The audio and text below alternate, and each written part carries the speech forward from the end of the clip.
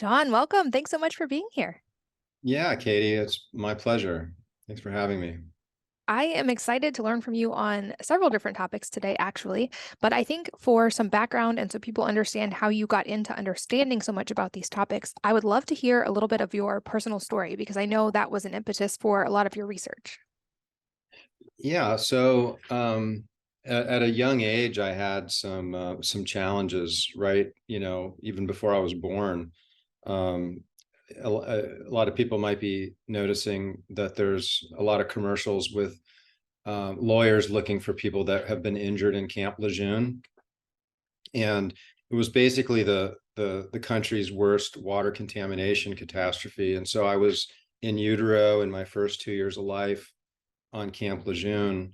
And really everybody in my family, my direct family, has some sort of a major health issue. My father has cancer, and I've got one sister who has some health issues, and then my mother.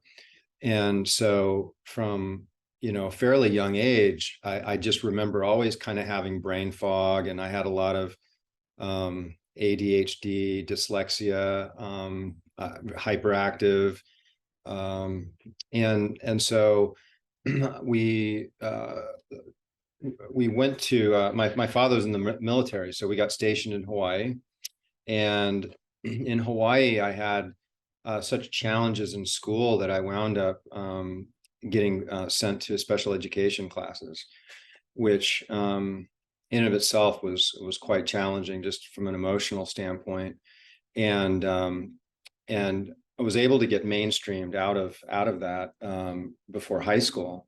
But so my immune system, I'd say I never really felt like I had a strong immune system. I was always really, really sensitive to things. And so fast forwarding into my early 30s, I got really, really sick, and then eventually found out that I had Lyme disease, then found out that I had mold in my house. And that really started, the more recent journey of mine to heal myself from that. And what I discovered through really all of these journeys was some commonalities in um, what breaks down in the body and what's required to allow the body to heal itself. Because, as a naturopath and as a chiropractor, our philosophies as more holistic practitioners is that the body can heal itself, right? So I wouldn't call myself a healer, right? I don't think doctors heal. Um, the body does that. The body has a wisdom and an intelligence, and there's a life force that drives all of that. There's an energy in the body that drives all that. And what happens is the body loses that life force, and then the full expression of vitality and health doesn't show up. And so this has been, the kind of the emphasis of me and my studies and the books that I write, and the work that I do in the clinic, and different products that I've been involved in um, producing through MitoZen. It seems like a common theme for many of us in the health world is that we got into it originally trying to figure out our own issues and then also then have this passion for helping others as well. And I love that you come back to that point about healing and that that's sort of the body's natural state is that it wants to heal and that we're working with the body on that, that it's not like an exogenous thing. But what really strikes me about your story is that you have managed to do that even with things that you were born with, like conditions that you entered this world with. You've been able to find healing, which I think is really exceptional. And you've written a lot about some of these different ones that you talk about and related to products that you have. I would love to go through each of them because at least a couple of them are pretty new concepts for me, especially the way that you talk about using them. And the first one of those being melatonin and especially high dose melatonin. So I would love for you to start broad on that and maybe walk us through the sort of what's happening in the body when we take high dose melatonin and the benefits, because I think perhaps many people have heard cautions against taking melatonin in any form at all. So maybe walk us through the background on melatonin. Yeah, that's a great question. Melatonin is the body's master antioxidant. And, I think that word gets thrown around.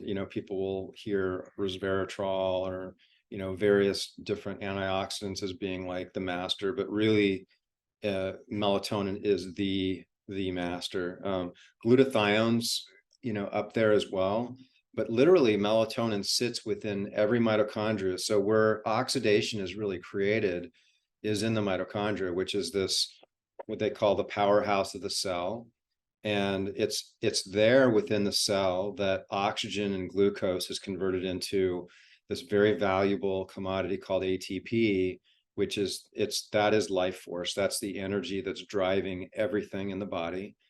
And when we have stress in the body, then we need to adapt to it, right? And so this adaptation requires energy. So my belief is that all diseases is really where there's a stressor that the body is not able to adapt because it doesn't have the life force to do so. So when we talk about melatonin, we look at how melatonin is actually produced in each mitochondria, and that there's not a lot of benefit from melatonin besides the circadian rhythm, right? We have melatonin that's produced in the pineal, but there's not a lot of benefit unless there's stresses that require melatonin to come in and buffer, right?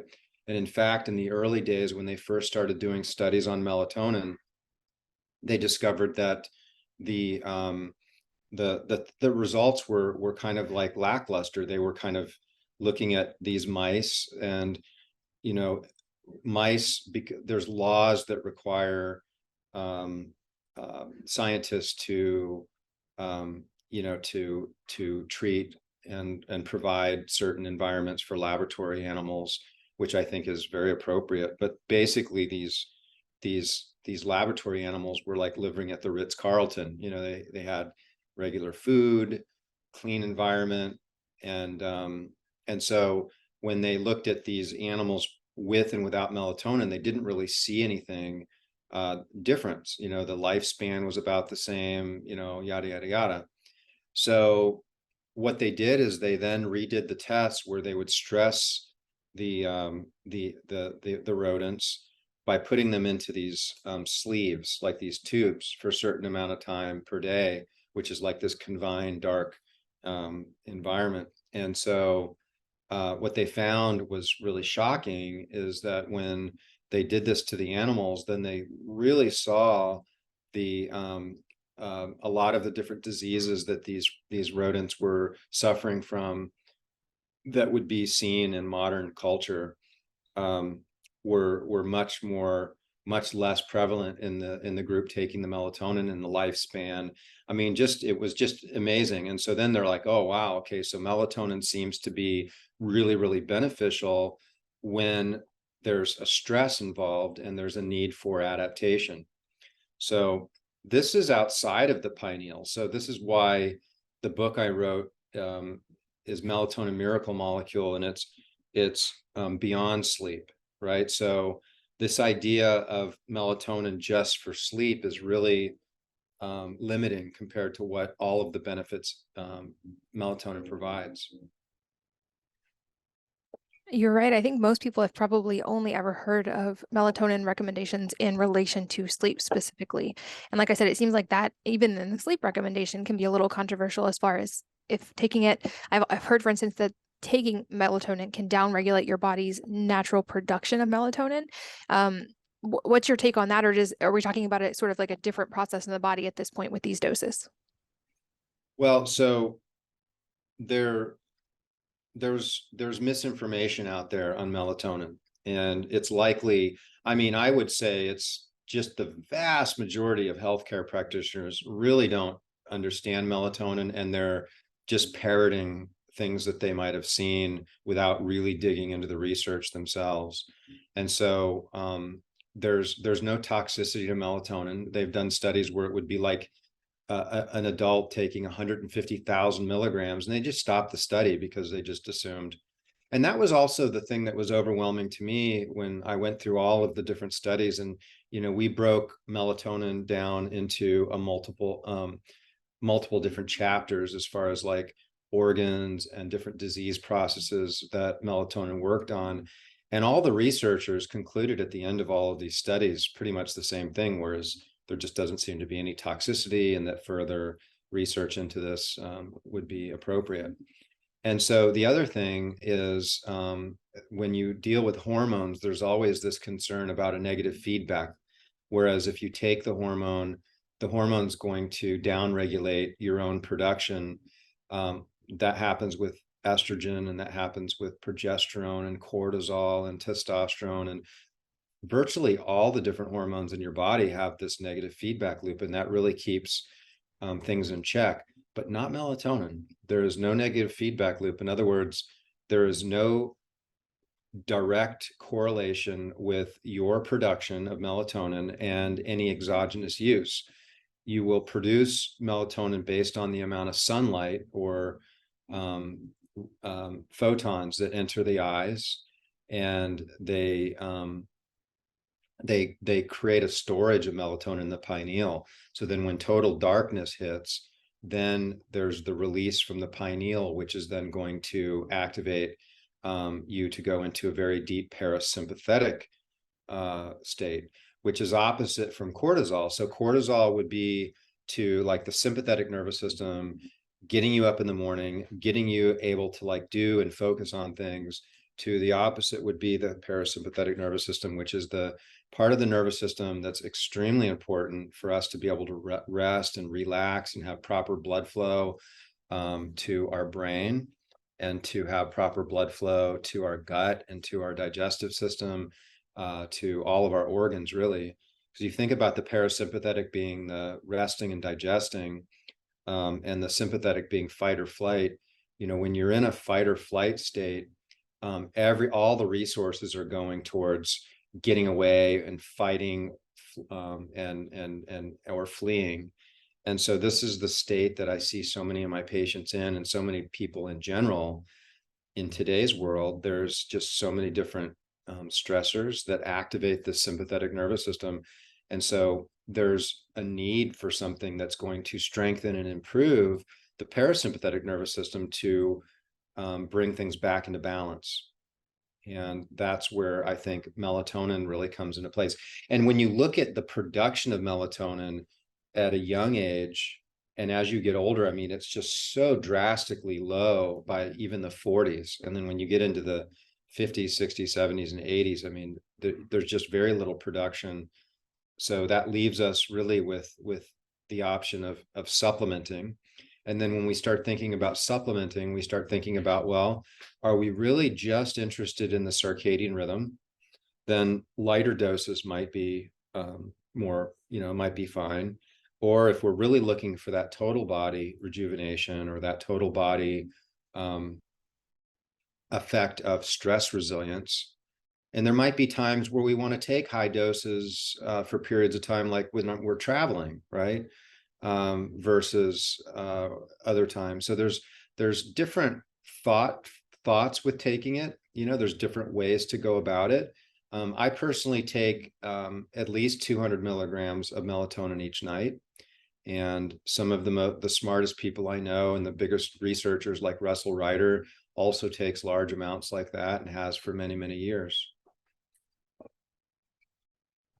Well, I'd love to go deeper on two particular points. So you said you take 200 milligrams per night. I'm guessing it is still important to take it at night. Like you wouldn't necessarily want to take that in the morning, just because of its ability to like lower cortisol and put you in parasympathetic mode, if I'm understanding that right. Yeah, so there are instances where I would recommend, like a patient here at the clinic, to take it during the day as well, if it was a cancer patient or a degenerative neurologic patient, or just a patient that I really wanted to support to the maximum. 20% of the population won't be able to tolerate melatonin during the day just because they'll be just so drowsy. But what's really interesting, as long as there's light hitting our eyes, we're not going to have that activation through the pineal. So many people can tolerate taking melatonin during the day, but there is that consideration about the circadian rhythm.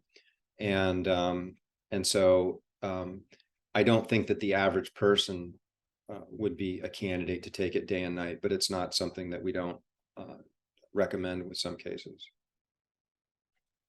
Okay, that was going to be my next question, is if you find that you're tired in the morning from taking that big of a dose. Because I think I thought of a few times when I've taken it when traveling, for instance, and I was drowsy, but I also was inside and unable to get light exposure. So that would actually make sense with what you're saying. So as a general practice, even with big doses, you would want to take it most of the time at night and then get sunlight in the morning to start that process of the body's natural circadian rhythm. Right. Yeah. Hmm. So melatonin orally is only about 2.5% absorbed because it's a very delicate molecule. There's so many different nutrients that a lot of people take in supplements that just really don't absorb very well. NAD is a big anti-aging and health supplement that doesn't absorb well orally. Glutathione is another one. A lot of your polyphenols, a lot of the plant, the curcumin and resveratrol, and those also don't really make it through the gut very, very well. And so our digestive enzymes break them down, and then our liver also breaks them down through something called the first pass. And so then what's required is literally at the other end of that process is the body has to put things back together.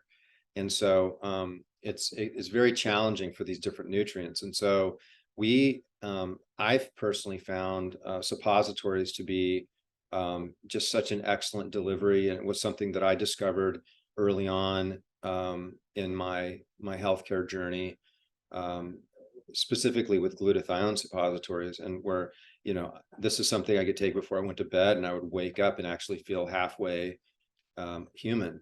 And then so that kind of led to looking into formulating a number of different other nutrients and suppositories, and that's what we've got at the MitoZen. We formulate a number of different suppositories, and so rectal delivery avoids the digestive enzymes, and it also avoids first pass through the liver. So it's very comparable to if you were to go to a clinic and get an IV, except it might even be better in some ways, because that level of nutrient is going to be exposed in your blood for up to 5 to 7 hours. Whereas if you get an IV, usually those IVs drip for an hour, maybe 2 hours.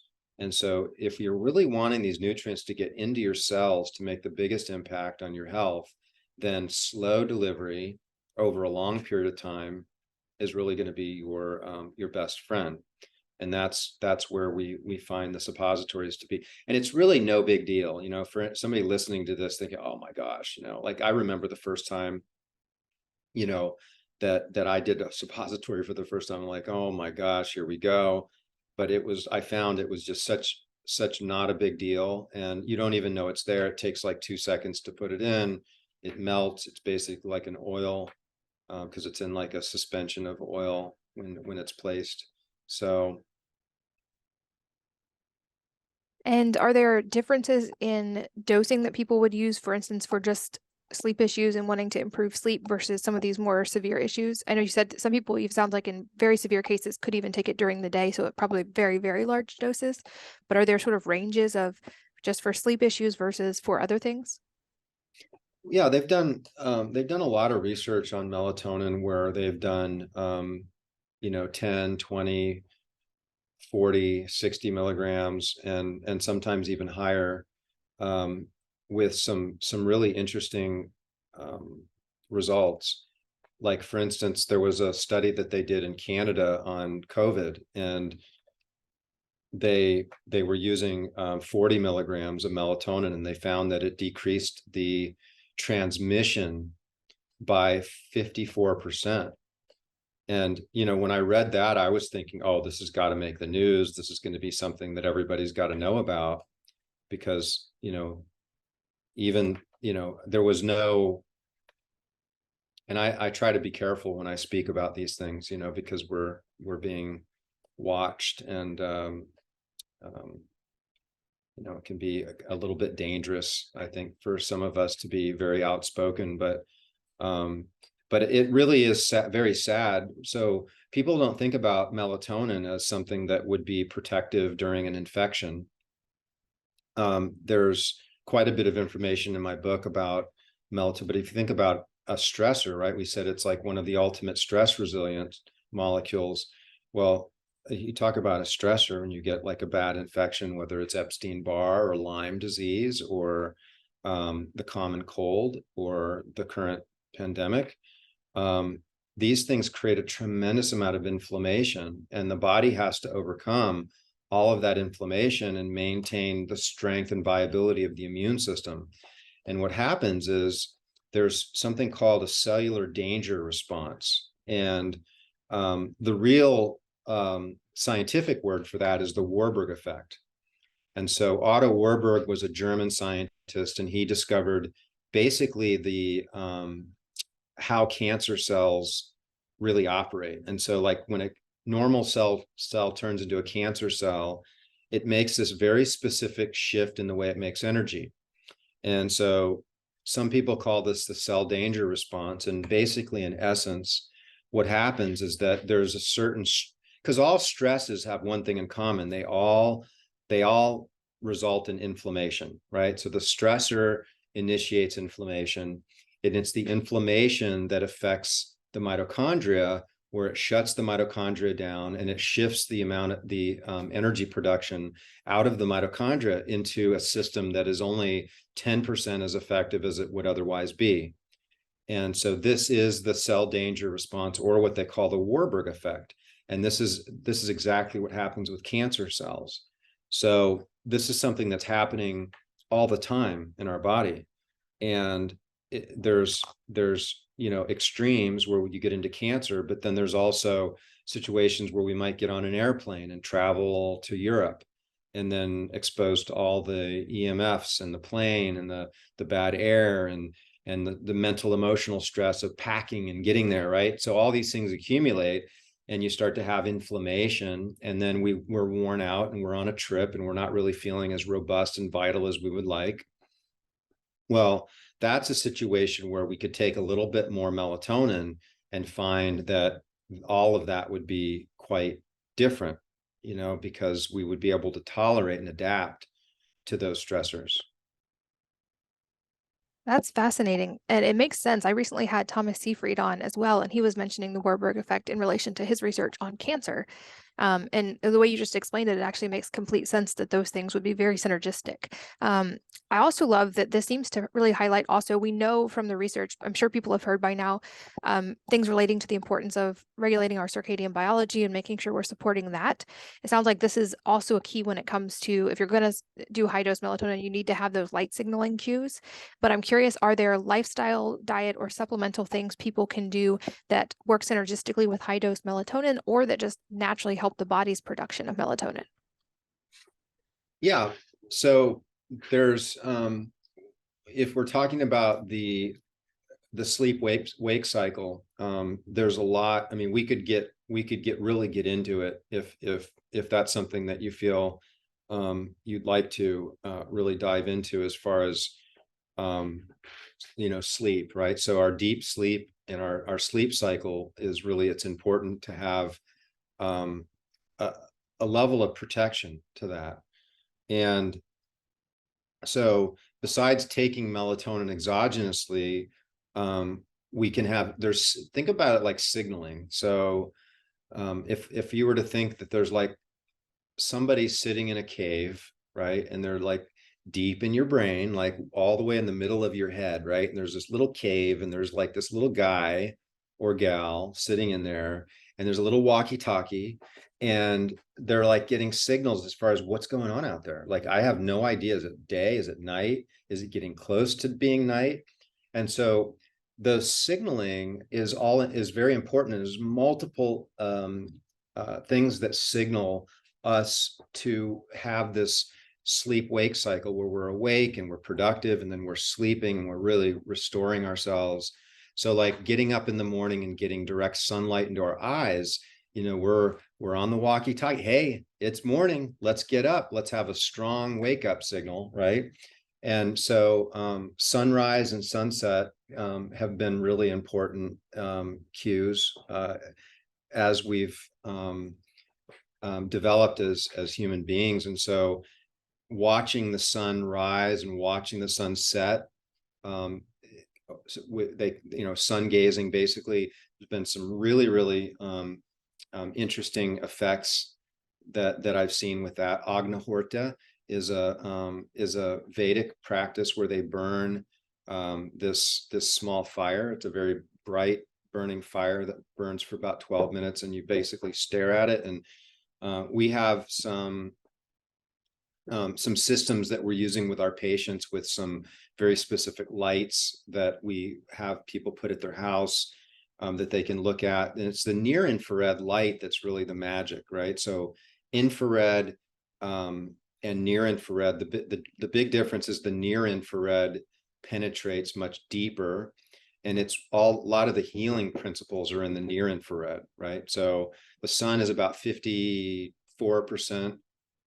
near infrared, and there's different light sources that can be up to 42% or so. And so we have people using these at home. And then if we think about the sun, and we think about the blue and the green lights that are going to be really prominent during the day, these are really prominent in a lot of our TV and our computer screens and our cell phones, and even in the lights in the ceiling. And so what a lot of people might think about doing is switching all of their lights to a red light at night once the sun goes down.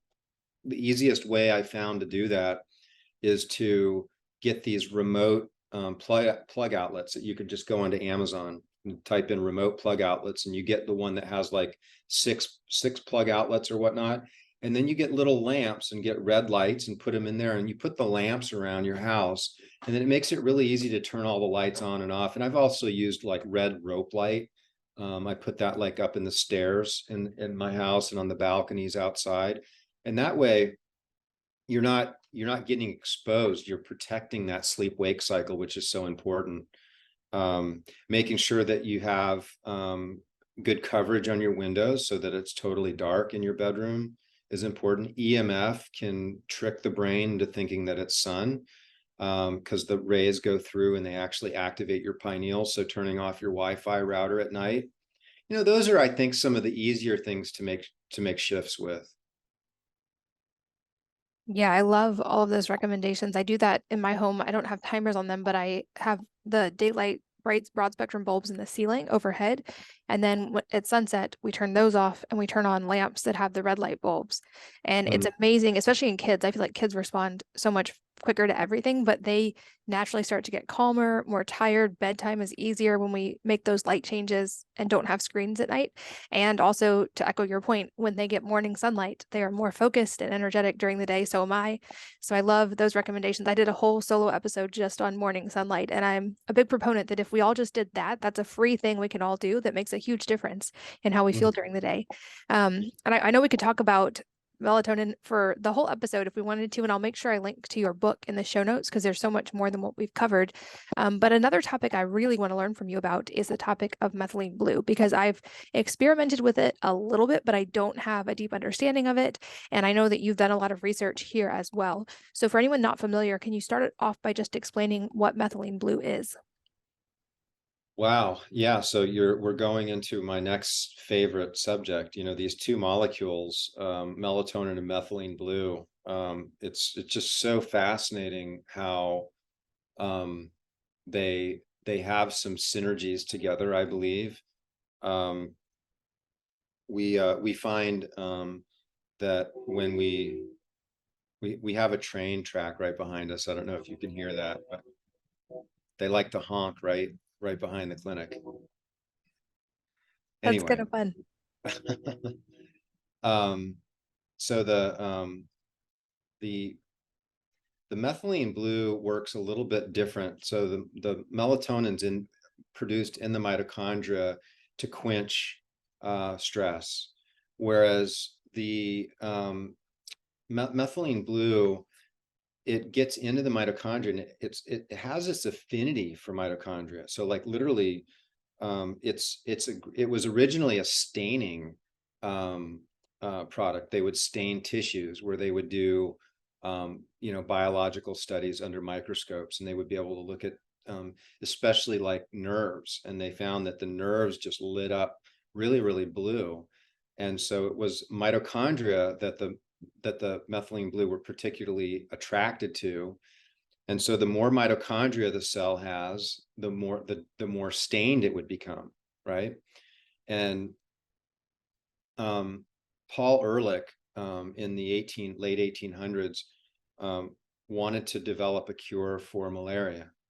And so he was using the methylene blue as a dye. So he puts the dye in there, and he's about to start introducing a number of different medicines to see what would work as a microbial for malaria. And as soon as he introduced the dye, he was shocked, and he saw that it worked as an antimicrobial. So he found his cure with the dye.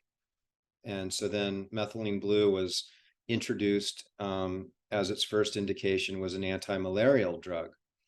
And this is way before the FDA was even even a thing. So methylene blue predates the FDA, and its safety track is just incredible. In fact, the term magic bullet was coined about a substance that had far-reaching healing abilities to the body, but left the body unharmed. And they were referring to methylene blue because not only is it antimicrobial, it's also an energizer, because it gets into the mitochondria. What it does is it acts as a pro-oxidant and an antioxidant. So in other words, it donates electrons and allows your cells to make energy independent of oxygen. And this is it upregulates it by about 30%. And so most people that take methylene blue might find that they have more mental clarity, they're more focused, they might have more physical abilities. They've also done large clinical trials on mood, and particularly on depression, and the results were fantastic. So methylene blue acts a bit as an SSRI, so it does enhance mood quite well, and it's photodynamic. In other words, there's different substances that work with light, and when certain light frequencies interact with these substances, they call that photobiomodulation. So it's the ability of light to interact with our cells and our body in conjunction with different substances, which is really, it's kind of the source of my next book I'm working on called Light Hacker's Guide. And we get into all these different substances, but of course, methylene blue is the most powerful that I found. So when you take methylene blue and then you also introduce light, particularly red lights, you see a very powerful mitochondrial benefit. So I'm curious about the dosing and delivery method for methylene blue. I've definitely seen and tried the like troche oral versions where someone ends up with their whole mouth turning blue for a while. I'm curious what, in your opinion, is the best way to deliver this, and what kind of dosing someone should do, and maybe any cautions about sourcing, because I know this is something you can also just buy on Amazon from like an industrial supply type place. Are there cautions about where you're getting the methylene blue and the sourcing? Yes. Methylene blue can be quite toxic if it's bought. You want the pharmaceutical grade. So it's, they sell it for aquariums and so forth because it can keep aquariums clean and microbial free. It's healthy for the fish. So yeah, you want to have a reputable source. Francisco Gonzalez Lima is probably one of the foremost researchers on methylene blue. And when he was asked about sublingual delivery, he was very much, kind of poo-pooed it. He did not feel that the amount of methylene blue would be significant getting through, the sublingual. And I don't think a lot of people really want their mouth turning blue, so it's not very attractive.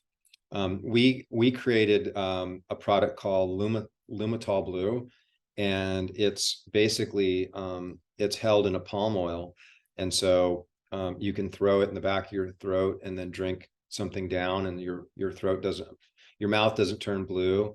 Methylene blue does absorb very nice orally, and so dosage wise, we find that the dosage between like 40 and 80 milligrams for most people tends to really work very well. But the dosage for each individual is going to vary depending on their unique, makeup. And so it's something that you want to experiment with. And then again, just like the melatonin, there might be times where you'd want to take more for more support. Like if you were getting sick or if you were sick, I would recommend taking a much higher dose. And most sources that I've read feel that between 0.5 milligram and 4 milligrams per kilogram of body weight is well within the safety zone of taking methylene blue. There is a concern of taking very, very high doses of methylene blue can inhibit your ability to utilize oxygen and actually clog up the mitochondria and could lead to death. But you would have to get into some very, very high doses of methylene blue in order to have that. So for the most part, I would say, dosing at that level, 0.5 milligram to 4 milligrams, you're well within the safety. And then taking a couple of days off every few weeks makes sense because it can start to accumulate in the mitochondria, and it just gives your body ability to purge it out. Your pee will turn blue, and that can be quite fun in the snow, by the way, I found. And then as your urine starts to not be blue, that your body's kind of clearing it. So you will know, your body's clearance of the methylene blue just based on that. That's good to know. And I know you have products related to this. I'll link to those as well in the show notes. But it's good to know that you can use oral delivery on methylene blue, even though with melatonin, we mentioned the rectal delivery is more effective. And you have products for both of those, I believe, on your website, right? Yes. Okay. And you mentioned that methylene blue is synergistic with photobiomodulation. And I would love to talk about a little bit about photobiomodulation independently and maybe some of the ways that it's supportive, because I've talked a little bit about this before and I've written about red light therapy, for instance.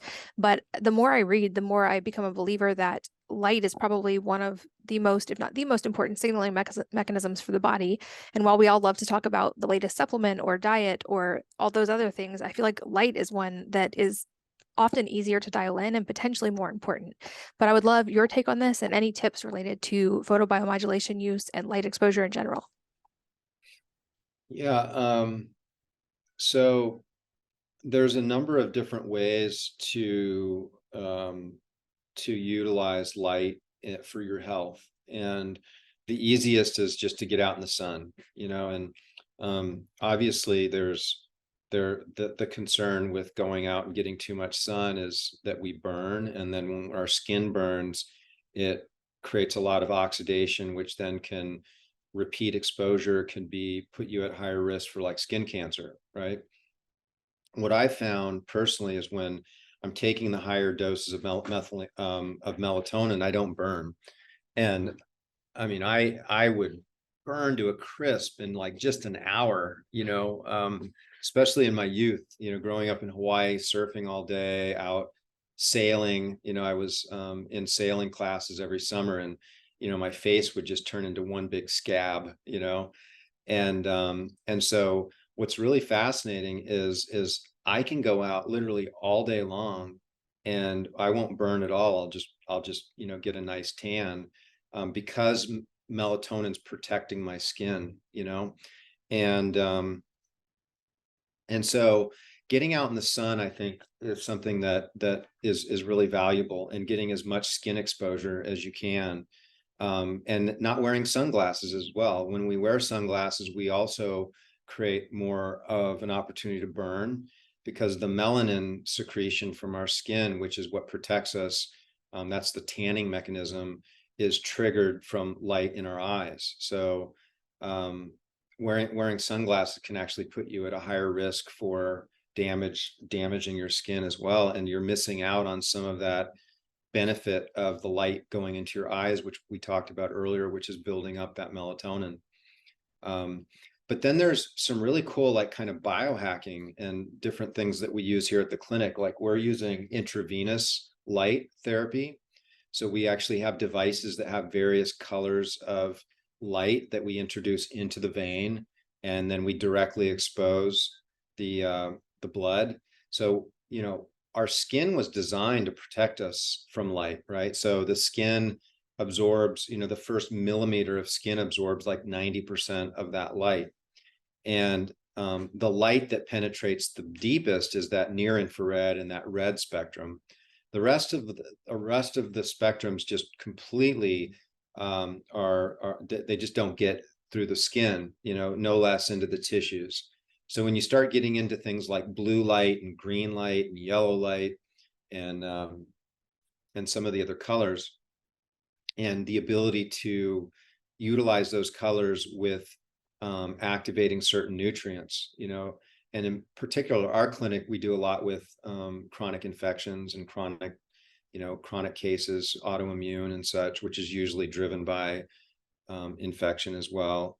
And so we're using things like riboflavin, and St. John's wort and wormwood, Chinese wormwood, or Artemisia. There's these different nutrients are very photodynamic. And so when you combine those with the different lights, very, very powerful, very powerful. Intranasal light therapy, I think, is probably one of my favorite. You can do intraoral light therapy.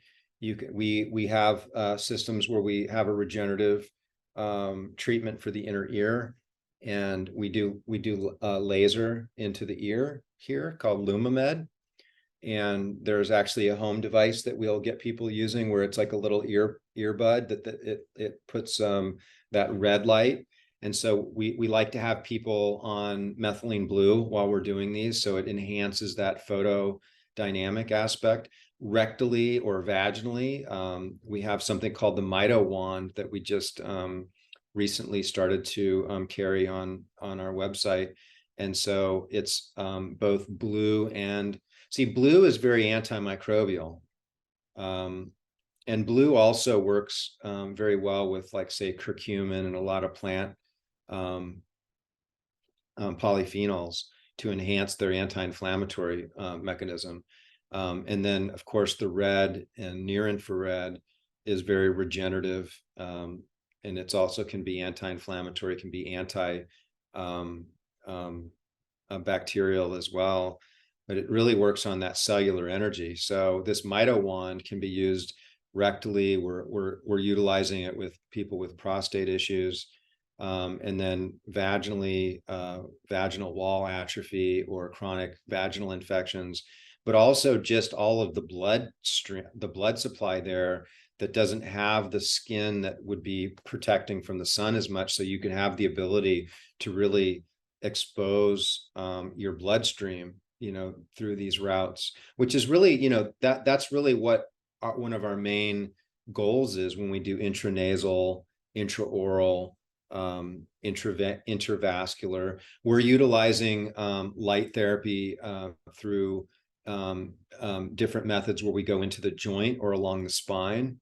So we do a lot of stem cell therapy here, and so we may have a case that has, like, say, a spinal radiculopathy. In other words, their disc or there's some sort of an impingement irritating a nerve. And so we may go down there and inject some stem cells right around it under imaging. And then we would feed a catheter and basically shower that nerve root with some different light spectrums. So the rabbit hole goes quite deep. There's a lot of amazing utilizations with photobiomodulation. That's really, really interesting. And I I'm glad you brought up your point about sunglasses. I had a holistic eye doctor on recently who said a similar thing of we're actually short-circuiting a lot of the important things happening in the body when we wear sunglasses in the sun. And so even though I live in a very sunny climate, I don't think I even own sunglasses anymore. I found if it's too bright, I'll just wear a hat. And that it really does seem to make you less likely to burn when you are getting sun exposure along with light exposure to the eyes. And then I also like that you brought up the systemic deliveries through like vaginal or rectal methods. I've had other guests talk about that as well for other substances, and it makes sense that you're able to get it in a more systemic way and bypass some of those natural things that would protect against it. And doing that in a very targeted way seems like it could have a very profound effect. You also mentioned your clinic, and I would love for you to just talk about what kinds of things you guys deal with in your clinic and how people can reach out to you if you are even accepting new patients. Yeah, we do accept new patients. So we're in Sarasota, Florida, and we have a regenerative practice here. We also deal with cases with Lyme and mold and autoimmune and a lot of degenerative neurologic disorders. I'm a naturopath, but also a chiropractic neurologist. So I work with a lot of different traumatic brain injuries. And we utilize kind of a wide spectrum of modalities here. And so, we may have cases where I'm using different cranial manipulations and certain neurologic exercises in conjunction with different IVs. Like we talked about some of the one of the IVs that we're really excited about is called LumaBlue. And what this is we do this high dose magnesium followed by colloidal silver. And then after that, we run methylene blue, and then we run the intravenous laser. And the reason that we're doing the silver is that silver connects with the methylene blue. It enhances that whole photobiomodulation. Gold does as well, but it's very hard to find gold that you can run as an IV. So, but the silver also in of itself is very antimicrobial, but we're just seeing some great results with that. We use a lot of ozone, intravenous ozone as well. We're using something called V cells. Are you familiar with V cells? A little bit. I've actually gotten to experiment with one treatment of that, but I would guess a lot of people are not familiar. So can you explain what that is? Well, it stands for very small embryonic-like stem cells. And so these are normally in your blood, and there's ways to allow them to be liberated so that they're able to be utilized. And so basically it's a blood draw. There's an activation to that blood, and then they can be injected into joints, and they can be run IV where it goes systemic. And then we have a device that actually lets us home them into very specific parts of the body. We have a protocol called BrainPoint, and BrainPoint protocol allows us to specifically assess an individual and find out what areas of their brain would most benefit from the support with the V cells, and then we go and home them in directly into those parts of the brain. That's fascinating. It sounds like you guys are doing a whole lot of cutting edge stuff, and I would guess that we get a whole lot of follow-up questions with specifics from people who are saying, what about this, or I have this, or is my case different because of this? So I'll definitely link to your website for your clinic in the show notes. People can find that, and perhaps we can do round two if we get some specific questions. But I would also love to hear on a personal level, with all of these things that you have access to, what your personal sort of 80-20 or non-negotiables are that you make a regular part of your own routine. Yeah, so I like to sauna with a very high powered near infrared sauna. I like to use sauna space. Sauna space lights are the way that we do some of the morning and evening kind of sun gazing mimicking as well, with some of their smaller units, which you can see one of them here on the wall here, right here. It's called the Photon. And that's something you could just put in your living room or your kitchen and put it on for 30 minutes at sunrise and sunset. And then they have larger units that I almost every morning I'll go in there and really sweat and do sauna. Wake up in the morning, I drink a lot of fluid, some electrolytes, I get in front of the sauna, and then I'm also taking methylene blue pretty regularly. So between the methylene blue and the sauna, I'm really getting a very powerful photobiomodulation effect. And of course, on top of that, try to get out in the sun as much as I can. But combining that with, I'm finding combining that with hyperbaric oxygen, I have one of those soft chambers, and that just tends to really move the needle, I think, on myself and a lot of other people that I've turned onto this. You know, the hyperbarics are not cheap. I mean, you could get one, I think they're about 15,000, but they last for a long time. And an individual that really is interested in doing some like serious biohacking at home, I would consider getting a sauna, getting familiar with the methylene blue, and perhaps even introducing some of the high dose melatonin, and then doing some hyperbaric. And if you can't get one at your house, you can find somebody you can go to. But those I find to be extremely powerful. Awesome. And I know you have more resources available on the website as well. So again, that link will be in the show notes at wellnessmama.fm. A couple wrap-up questions I love to ask. The first being if there is a book or a number of books that have profoundly influenced your life, and if so, what they are and why. Well, I think the book Man's Search for Meaning by Viktor Frankl was really impactful. And I find myself quoting that quite a bit, just because, you know, this idea that, you know, our happiness and our ability to be comfortable is really just a personal choice, right? So Victor was in the Holocaust and in the Nazi concentration camps, but he was able to overcome that where a lot of other people weren't, just because of his where he was focusing his attention and his perspective.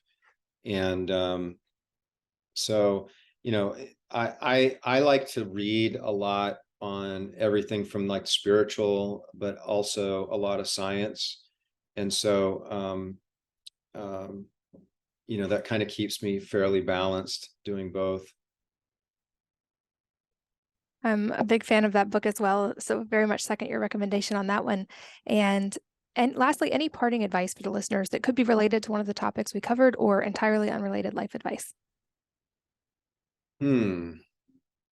Well, I think that having balance in your life between what I call the three pillars is really important. And those three pillars are the vitality of the body, which we covered in some depth here.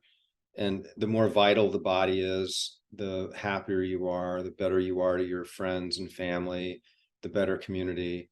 And then identity, you know, having a positive identity with regards to yourself and the relationship between yourself and other people, and then having some sort of a direct experience with the divine, you know, and having that kind of knowledge that there's something bigger than ourselves that is creating everything, right? And for me, I had the pleasure of the opportunity to be in a ceremony where there was a plant medicine experience. And, you know, this was a very controlled, there was a very experienced shaman. And that was very life-changing for me to, you know, really have that experience of the divine.